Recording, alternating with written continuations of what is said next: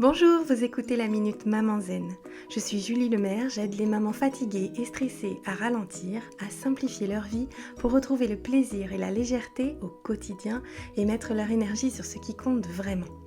Chaque jeudi, je partage avec vous les découvertes et les outils qui ont changé ma vie de maman et qui, je l'espère, vous aideront à changer la vôtre aussi. Assurez-vous de vous abonner au podcast pour être notifié des nouveaux épisodes à chaque semaine et être bien sûr de n'en moquer aucun. J'ai échangé avec l'une d'entre vous cette semaine à propos des consignes et des ordres. Il arrive un âge où l'enfant prend conscience de son individualité et ressent le besoin d'expérimenter son libre arbitre et d'explorer les contours du contrôle qu'il peut avoir sur les choses qu'il concerne. Chaque consigne, chaque ordre que nous lançons vient créer de la friction, de la résistance et finalement de l'opposition. C'est une phase naturelle du développement de l'enfant et c'est finalement une bonne chose parce que, comme le dit Alfie Kohn, les enfants apprennent à prendre de bonnes décisions en prenant des décisions et non en obéissant aux ordres.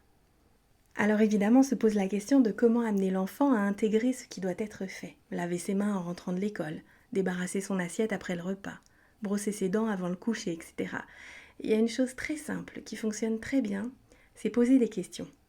Quand on pose une question, on invite le cerveau à résoudre une énigme. Quand on dit à l'enfant « Qu'est-ce qu'on fait en rentrant de l'école ?» Le cerveau se met en action pour trouver la bonne réponse. On se lave les mains.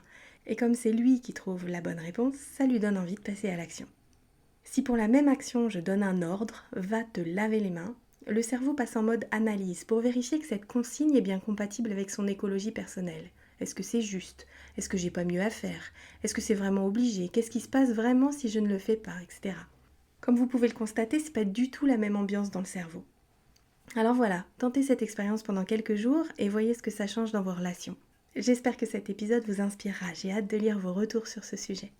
Je vous donne rendez-vous la semaine prochaine pour une nouvelle Minute Maman Zen. En attendant, je vous invite à télécharger mon rituel de fin de journée pour maman fatiguée et à rejoindre la tribu Maman Zen sur WhatsApp. Vous trouverez tous les liens utiles dans les notes de cet épisode ou sur mon site www.mamanzen.com.